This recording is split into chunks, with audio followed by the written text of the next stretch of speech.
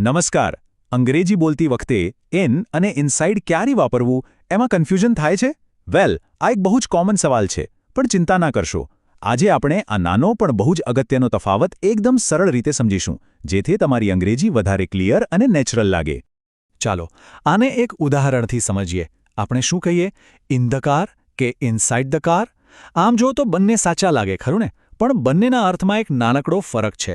ચાલો, આજે આ જ કોયડો ઉકેલીએ અને જોઈએ કે ક્યારે કયો શબ્દ વાપરવો બેસ્ટ છે.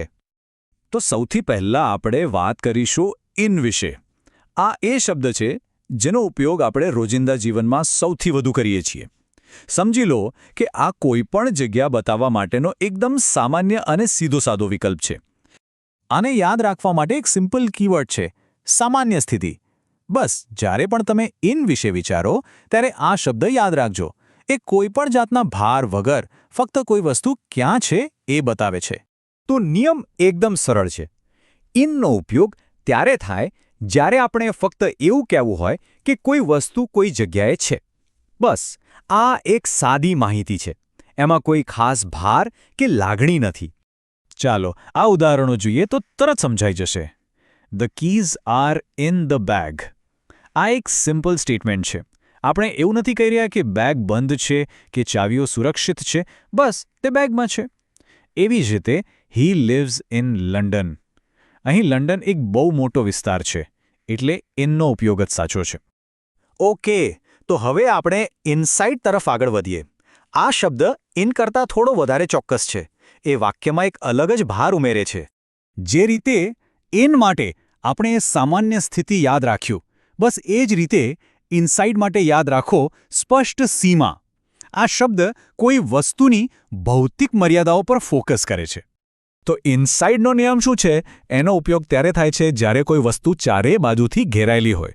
જાણે કે એક બંધ જગ્યામાં છે, સંપૂર્ણપણે અંદર, જરા પણ બહાર નહીં. આ ઉદાહરણો જુઓ, એનાથી વાત એકદમ સાફ થઈ જશે. The children stayed inside the house during the storm. અહીં ઇનસાઇડ શબ્દ સુરક્ષા અને સલામતી પર ભાર મૂકે છે. એવી જ રીતે the treasure is locked inside the chest. અહીં પણ બંધ અને સુરક્ષિત હોવાનો સ્પષ્ટ સંકેત મળે છે.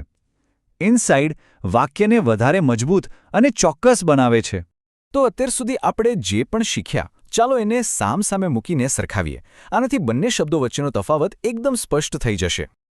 તો મુખ્ય વાત આ છે: ઇનનો ઉપયોગ સામાન્ય રીતે કોઈ સ્થાન બતાવવા માટે થાય છે, જ્યારે ઇનસાઇડ કોઈ બંધ જગ્યા પર ભાર મૂકે છે. ઇન એકદમ ન્યુટ્રલ છે, જ્યારે ઇનસાઇડ એક સ્પષ્ટ ભૌતિક સીમા બતાવે છે. એટલે જ રોજિંદી વાતચીતમાં ઇન વધુ વપરાય છે, જ્યારે ઇનસાઇડનો ઉપયોગ કોઈ ચોક્કસ પરિસ્થિતિમાં થાય છે.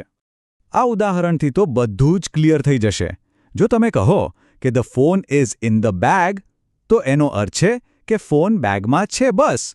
પણ જો તમે કહો કે the phone is inside the bag, તો એનો અર્થ એવો થઈ શકે કે ફોન બેગના ઝીપવાળા ખાનામાં સુરક્ષિત રીતે અંદર મૂકેલો છે. જોયું? એક શબ્દથી અર્થમાં કેવો સૂક્ષ્મ ફેરફાર થાય છે.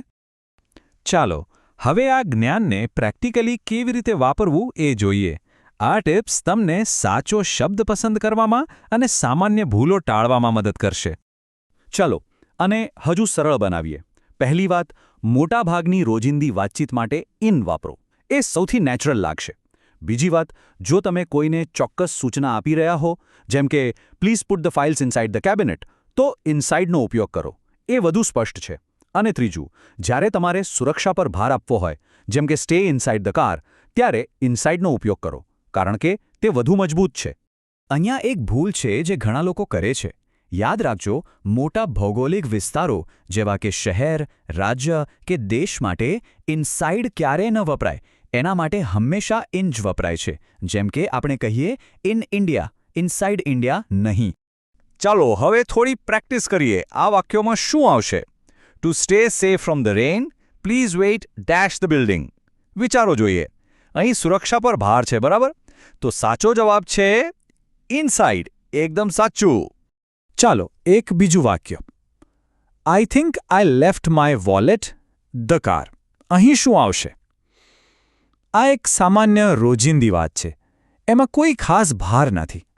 તેથી સૌથી નેચરલ જવાબ છે એન. સરસ. ઓકે, તો ફટાફટ એક રીકેપ કરી લઈએ. આપણે જે પણ શીખ્યા તેના મુખ્ય મુદ્દાઓ ફરી જોઈ લઈએ. પહેલો મુદ્દો, એન એટલે સામાન્ય સ્થિતિ. રોજિંદી વાતચીત માટે આ સૌથી સામાન્ય અને સહેલો વિકલ્પ છે. બીજો મુદ્દો, ઇનસાઇડ એટલે ભારયુક્ત સીમા.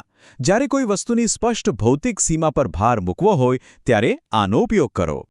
ત્રીજો મુદ્દો, અને આ બહુ અગત્યનો છે, મોટાભાગના કિસ્સાઓમાં ઇન વાપરવાથી કામ ચાલી જશે. એ સૌથી સેફ ઓપ્શન છે.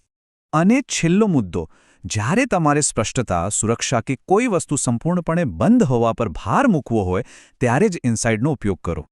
તો હવેથી જ્યારે પણ તમે અંગ્રેજી વાંચો કે સાંભળો ત્યારે ઇન અને ઇનસાઇડના ઉપયોગ પર ખાસ ધ્યાન આપજો. વિચારજો કે બોલનાર કે લખનાર શું કહેવા માંગે છે. આ નાની નાની બાબતો પર ધ્યાન આપવાથી જ તમારી અંગ્રેજી વધુ સારી અને પ્રભાવશાળી બનશે. આ સમજવા બદલ ખૂબ ખૂબ આભાર.